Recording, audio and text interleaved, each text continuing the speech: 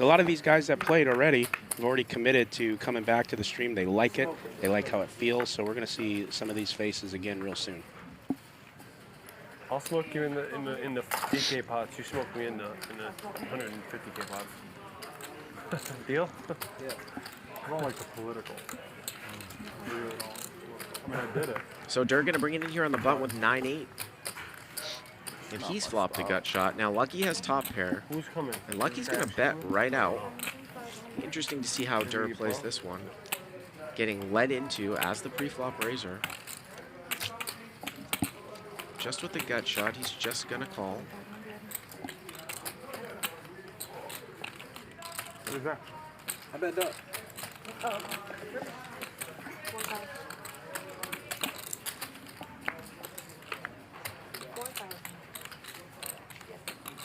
I think Lucky gave him a blind bet here, Nick. Yeah. A blind 4,000 on the turn. It's an ace, so that's kind of interesting here. Dwan's just going to call, and I assume Dwan is setting up a river bluff. Has if to it gets be. checked No on purpose the river. other than that. Well, what a terrible Yeah, card. horrible. Yeah. I think 6,000 Tom is here. going to have to give up. I think It's the worst card ever. I think because Lucky blind bet and then the ace came, Dwan was going to call and bomb the river if checked to, but not on this card. Because I think Lucky would have checked any river except for this card. Yeah. So This would be suicide. super unlucky here for Dirk, because I think he would have put the hammer down at the end. Well, you could tell the reason he's not giving up is because that was his plan, and I don't think he wants to abort. Well, especially when he's getting bet into. Yeah. 1 minute. I think he thought that he was going to get checked to at the end. And that's because of that blind bet on the turn before the ace came out. He's gonna. He needs to hit the eject button on this hand. I don't think you want to try to rep aces full here and get a guy off a trip tens that looks like this. Yeah. Which is the only thing that he could probably be thinking about here. I'm right? just shocked Lucky hasn't started telling him to call. He called. He called. What did he call with? He called with what? With 9 high? I don't understand it. He called with 9 high. He must put him on like 3-4 or something like that. He called with 9 high here. I don't know. It's either a level I'm not. I mean, that is unbelievable. That's a high stakes poker call. 9 high? He called with 9 high. I'm very rarely speechless, which is probably a good thing for everybody. I mean, it's got to be you just thought that Lucky had 3-4. I don't know. I mean, 10, I think it's great. That is If you said or unbelievable. 20, I think it's like the worst idea. So what happened here? How can Tom Dwan possibly call with 9 high? This is Bart Hanson for Crush Live Poker, and I had actually the pleasure of commentating this game live last weekend. This was a 200, 200, 400 with a 200 big blind ante, no limit hold'em game, and it featured Tom Dwan, Phil Ivey, Garrett Edelstein, Matt Berkey, and others. And let's dive right into what just happened. We're going to take a look here at the hand as Tom here brings it in for a raise coming off of a 273K stack. And they were playing 6-handed at the time. There's a legend of live streams, Garrett Adelstein. And he was attacking a couple of recreational players here in Krish and Lucky, who was in the straddle. Now, these guys were playing a lot of hands that were in the blinds. And I think 9-8 off is pretty close. If I thought that these guys were going to be calling, say, 60, 70% of the hands like they were, I might pass on it. It's very, very close, but he brings it in for 1,200, and Krish calls here in the big blind with pocket fives off a $201,000 stack, and Lucky completes here, covering Tom Dwan with 10-3 offsuit in the third blind. So it goes 3 ways to the flop, and the pot is $4,000, and the board comes out 10-6 deuce rainbow. So you see here that Dwan has flopped a gut shot here to a 7, and Lucky here has top pair. Now it gets checked over to Lucky, and he's going to bank somewhat of an unorthodox play. He's going to lead right out into Dwan as the pre-flop raiser, and he bets 2,500. Now, Dwan has a couple of options here, and I don't think that folding is one of them. Sometimes when somebody leads out on a board like this that is somewhat dynamic in the sense that top pair is going to change, you can actually attack that lead if you are the pre-flop raiser, you put a lot of pressure on somebody that might be trying to find out where they are at with, say, like a 6 or even a 10, especially when odds are a 10 will not remain being top pair on the board. I would kind of prefer to do it with a hand like, say, Queen Jack with a backdoor, something like that, where we actually have overcards to what might be top pair here. With 8-9, you can see you don't have a ton of equity against 10x, but I do think that raising is an option for Dwan, but he ends up just calling, and I think that I would probably do the same thing here with his specific hand. So he makes the call, Krish gets out of the way with pocket fives in the big blind, and we go heads up with the pot being $9,000 to the turn. Now, what ends up happening here on the turn is very, very important for this entire hand. Lucky is going to come out and he is going to make a blind bet for 4,000. So before the turn card even comes out, Lucky has bet 4,000. Going to be a big thing here in this hand. And the turn's an ace, so the bet is already out here. Now, if he had not made a blind bet and he continued to bet when the ace came on the turn, I think that Dwan probably would have just given his hand up. Probably wouldn't have gotten involved. But because the bet is blind and Lucky doesn't know that the ace is coming here on the turn, instead, Dwan continues on here with plans of taking it away on the river. And I do actually like that play. Now, he could raise here on the turn as well and put a lot of pressure on 10x, but he actually risks less by just calling. And a vast, vast majority of the time on the river, it's going to get checked to him, and he can put a lot of pressure on Lucky through a pot size bet, maybe even an over bet. And there really aren't that many draws on the flop. So it's very, very difficult for someone who holds a 10 to really find a bluff if Tom Dwan were to blast at the end when checked to.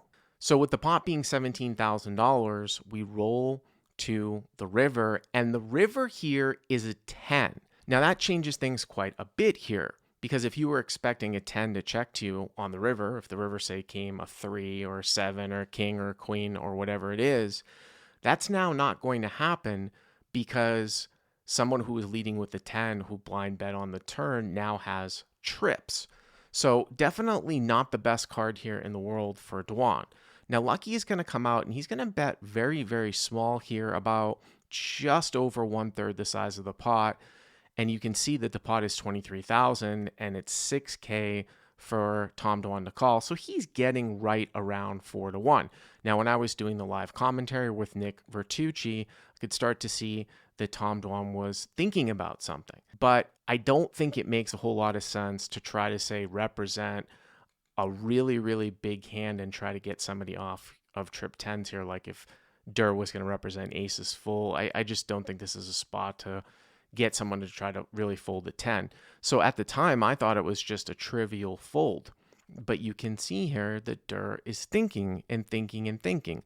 So what could he possibly be thinking about that led him to his decision? Well, let's go back here pre-flop and on the flop and take a look at all of the action. Again, we have a situation here where Lucky was leading out on the flop. So what range of hands might Lucky lead out on the flop here with? Well, obviously it could be 10x. It could be 6x. Now, what are the draws that are out here on the flop? Well, there's no flush draw, but there are several straight draws. And those straight draws are 3-4, 4-5, 7-8, and 8-9. Gut shots. Those are really the only draws. So Lucky could be leading out with some pair that's worse than a 10. He could be leading out with a 10, or he could be leading out with one of those gut shots. Now, he puts a blind bet here in on the turn, so we have to start thinking about what portion of those hands would blind bet the turn and also follow up on the river. I think that we can all agree that any pair, whether it's 6x or pocket 7s, is most likely going to check the river here at the end. So when he leads out again, even for this type of sizing, I really don't even expect him to use this block sizing here with a 6, that really boils his range down to just trips 10x or a busted straight draw. I'm actually taking out all the possibilities of him having, say, 2 pair on the flop, like 6 deuce or 10 deuce or something like that. Let's just try to really keep it simple. Now we have to really do the combo work and think about what sort of 10x could Lucky call with here in the big blind. Now, I think what Tom Dwan was thinking was that Lucky might not be playing every single 10x, but maybe something like every suited 10 and maybe 10-8 offsuit plus. So let's take a look at the combinations here. There are obviously 2 10s on the board, which means that 10-7 through 10-3 suited. There's 10-3, 10-4, 10-5, and 10-7. 2 combos of each. And then there are 6 combos of 10-8 and 10-9 because Tom Dwan holds an 8 and a 9 in his hand. And then there are 8 combos of Jack 10, Queen 10, and King 10. And a really simple way to do this is just to look at how many cards are left in the deck from what is out there on the board. So for example, Jack 10, you've got 2 10s left in the deck, 4 jacks, that's 8. The suited 10s, there are 2. And the 10-8 and the 10-9 variety, because Tom has an 8 and a 9 in his hand, there's 2 10s, and then there are 3 8s and 3 9s, and that's how we get to 6. So there are 44 total combos of suited 10 and 10-8 off plus. 44 total combos. Now, let's take a look here at the pot odds that Dwan is getting. We're going to keep it simple and say that he's getting 4-1 for math purposes. So he's getting 4-1 from the pot. So what that means is that he needs to find less than 4 times value versus bluffs.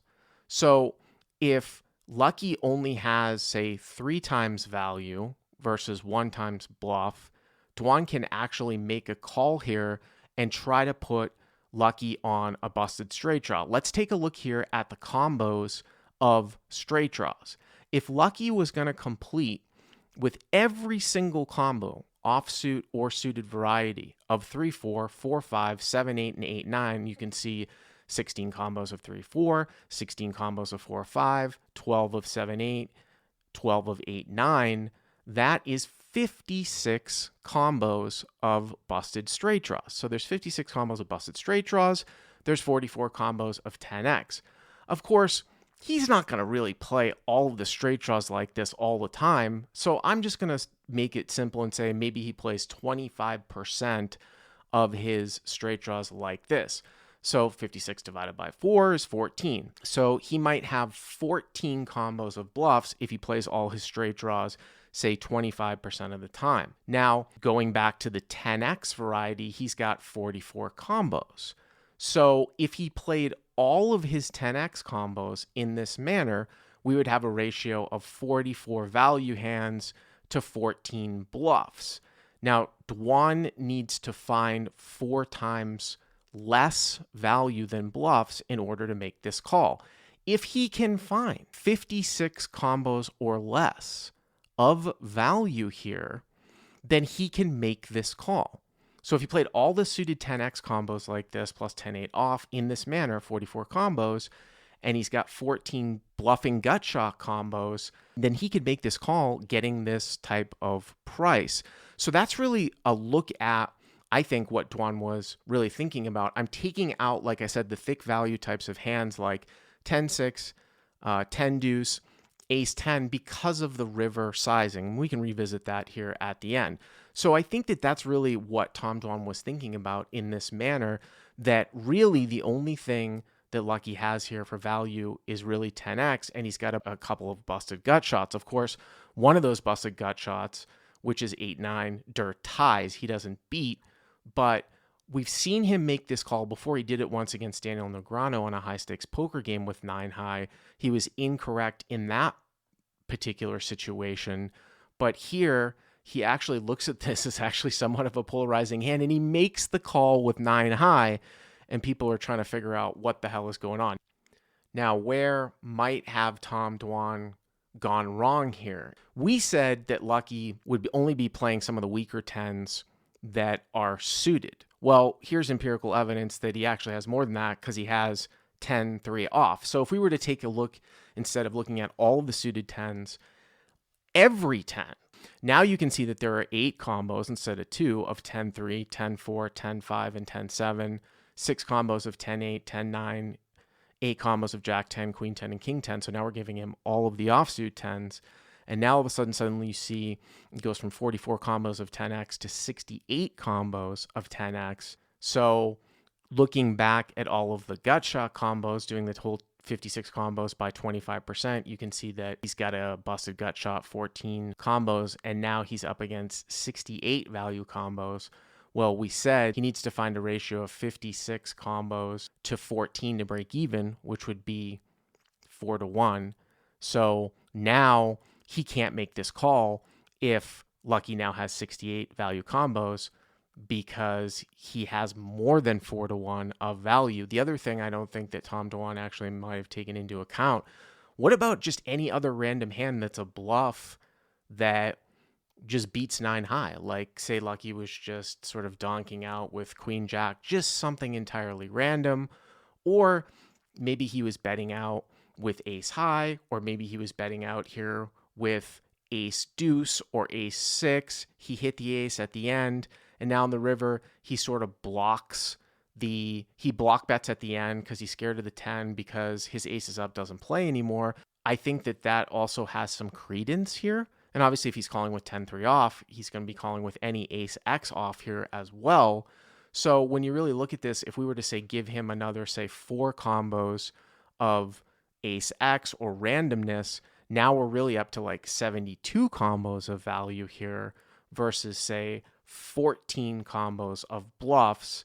And of those 14 combos, 3 of the combos Durr just ties to. I just don't think that this is a profitable call now, based upon the fact that Lucky was playing so wide in the third blind.